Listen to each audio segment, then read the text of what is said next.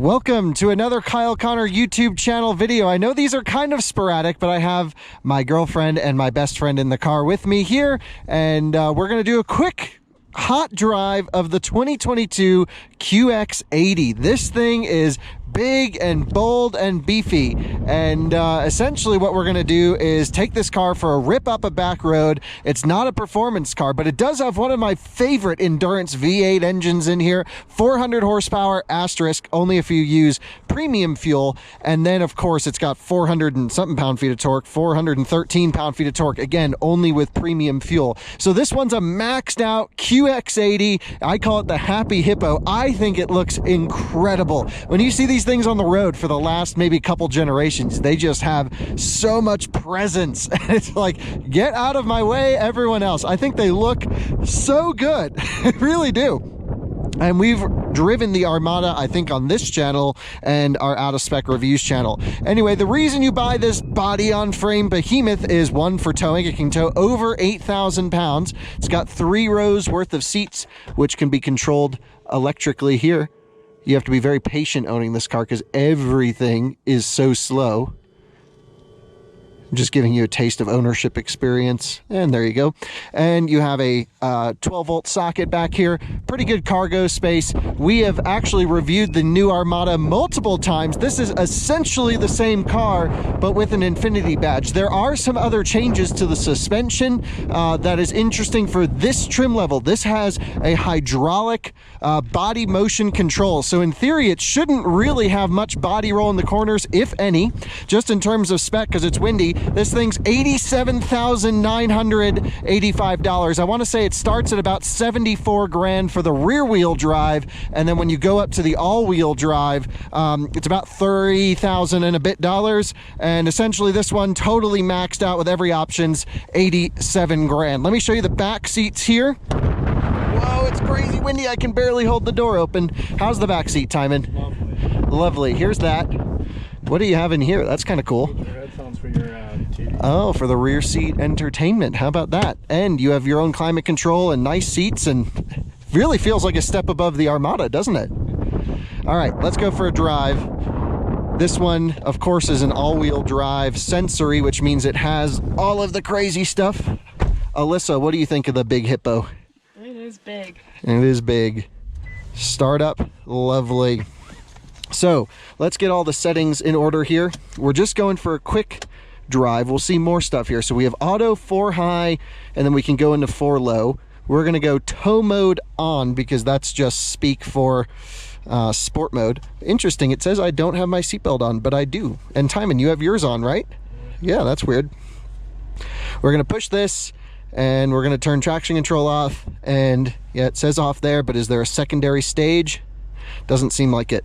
So we got it in all sporty modes because I'm not sure why we need a sporty mode for the QX80 review, but we're actually heading up the hill to see and put the 4-wheel drive system to the test in our new out of spec overlanding channel. So we have a 7-speed automatic transmission here. If I remember correctly, was the Armada a 9-speed? I don't remember. I don't remember, huh? But the Titan was a 9-speed, I thought. So maybe this has a different transmission, or maybe just, we'll have to see if it goes up to 9 or 7. Either way, I have to say the transmission's been pretty impressive so far. I'm going to leave it in drive automatic for now in tow mode, which should help downshift the gears for some of the corners. Have a little bit of side traffic here. And let's pull out, let's listen to this V8. Let's see how it launches, actually. So coming to a stop right here, and left foot on the brake, flooring it, building up pressure. No boost, naturally aspirated, but pressure in the system. Sounds awesome, rips the shifts. There is something kind of fun about driving such a big vehicle so quickly on these roads. Thanks to this guy for pulling over, letting us go by. We'll give him the hazards as the thank you. But I don't think he was pulling over for us. Maybe he was. Foot down. Pretty sunny. And throwing it into a corner. We'll build up speed as we become more comfortable with the car. Man, these V8s are one of the best sounding in the industry, I think. Just screaming along on the brake pedal, downshift into second. Wow, it blips the downshifts like a sports car. Now, the thing that I love about this vehicle is it's a body on frame legit old school SUV architecture. And to me, that's one of the best things for an SUV. It gives you this feeling of superiority over the road, a commanding driving position sitting up this high. You have such a great sight line out the front because you can see all corners of the vehicle. Very little blind spots as well. There's nice glass everywhere. This digital rear view mirror, which I think is pretty cool. Let's test some of the handling as we roll into this corner here. Pretty good grip, 22-inch tires, understeering. How you doing, Alyssa? I'm good. Why? There we go, wide open throttle up the hill, revving out. It will hold at the rev limiter, that's nice. On the brake pedal, love that rev match downshift. You just gotta be smooth with it, but holy smokes, is this active body control thing, that's Mercedes speak, but whatever Infiniti calls it, wow, it's really keeping this thing stable. And it's got all the torque in the world, and then the power comes in up top. What a great sounding V8 engine in this thing. Nice V8 motor, steering's really light. Big power out of the corners. Here we go. Man, second gear, third gear. Let's upshift early a little bit. Does upshift early, which is nice. You can really hammer this thing up a road. Holy smokes. I think it's one of the best handling body on frame vehicles I've ever driven. An insanely responsive 7-speed automatic transmission. But let's stop goofing around with the performance because it's going to be a warm day tomorrow if we keep driving like this with all the emissions coming out of this thing, I'm sure. Let's talk about practicality. Let's talk about this versus Armada. So as some of you know, and I mentioned at the beginning of this video, I've been lucky enough to spend some time with the Armada, and it's a vehicle I actually really enjoy for similar reasons to this one, which is body on frame, big behemoth, great styling. It's actually a toss-up between this and the new Armada for me in terms of styling. I think the front of the Armada looks better, but the rear of this vehicle does. But I love the interior touch points on this car. This brown leather is really nice. All this infotainment stack, literally straight out of Armada. I think there's no difference here. This one, I think, has a better sound system. 17-speaker Bose maxed out one. Pretty nice. But all of your infotainment, your driving position, your four-wheel drive system, it's the same. Really, the mechanical differences between this car and the Armada is really just that leveling body control that you can only get on the top trims of QX80, and the sound system, of course.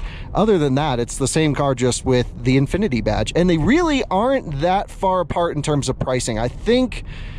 Well, I shouldn't say that. I don't exactly remember where the Armada came in at, but we had a maxed out one. It was a pre-production vehicle that wasn't priced. And when I remember looking at the pricing, I was like, oh, that's kind of expensive. I actually thought the Pathfinder would have been the better buy there.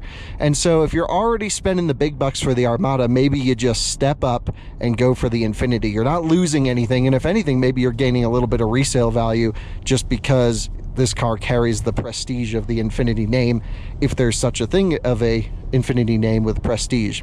Not too much other than that to say. We haven't run this car through our fuel economy tests yet. Look at that. People are pulling over for the Armada. That guy's not slowing down. We'll give him a flasher as a thank you.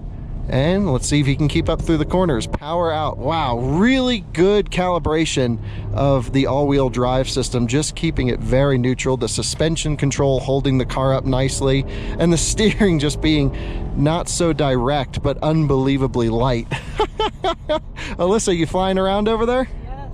How is it? It's, I don't know. You don't know? It kind of feels like a roller coaster, I imagine. A little bit, yeah. Yeah, it's like a big floaty thing going up the hill. It's a giant vehicle. I'm just surprised that I'm looking down for the first time really at the speeds. You can carry some speed through here. It's pretty insane. So we'll just cruise for a little bit. Overall, ride height's great. The space in the vehicle's great, but it's not as big as Suburban.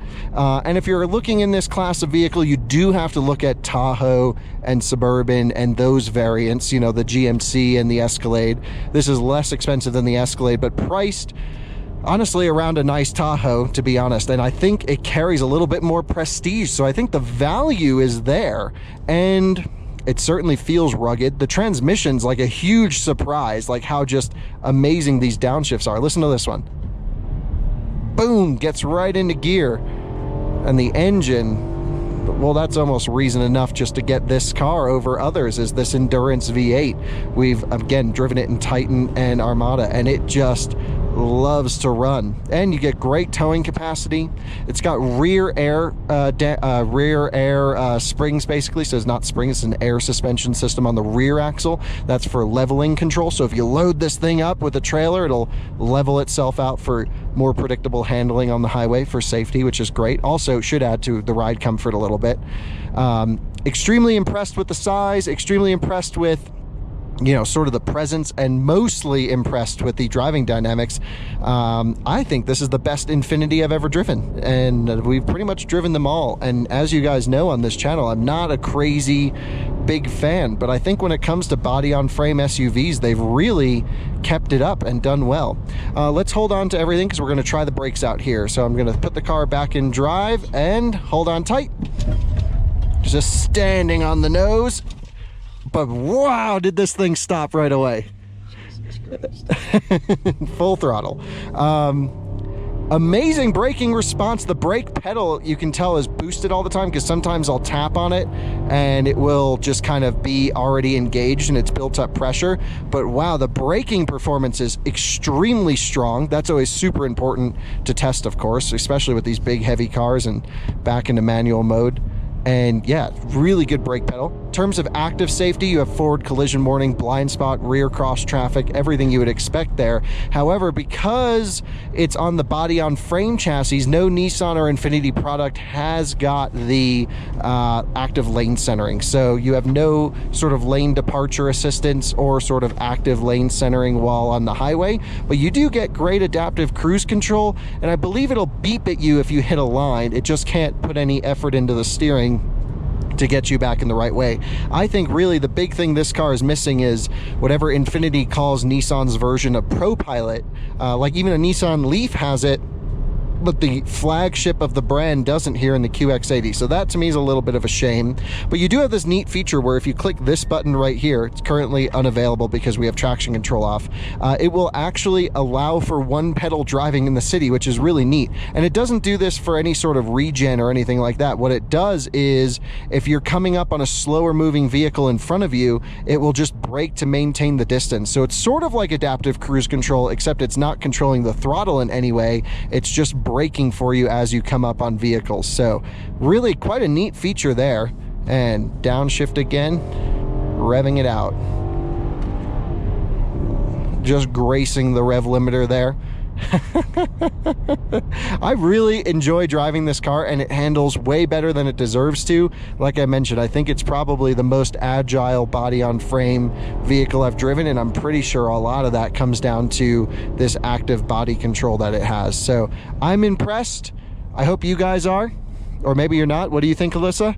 There's a good amount of oh shit bars, that's it for sure. You got oh shit bars everywhere. Timon, what do you think? You got to be loud. You slide a lot back here. Slide a lot? Yeah. No bolstering in the rear seats? No. Well, there we have it. Just a quick chat of the QX80. I think it's my favorite Infiniti. I've only driven it like 12 miles, but I'm just impressed with the agility. Love the drivetrain. We're going to see how the all-wheel drive system works on our overlanding channel. And overall, I hope you enjoyed this quick point of view review on my personal channel. Just my own thoughts on this car. Again, not a full review, so don't tell me I didn't get into pricing and competitors and all this stuff, because this isn't a review. This is just my first drive thoughts of this vehicle, and we're following a really cool old school Bronco. We'll see you guys on the next one. Hope you're having a great day. Bye-bye.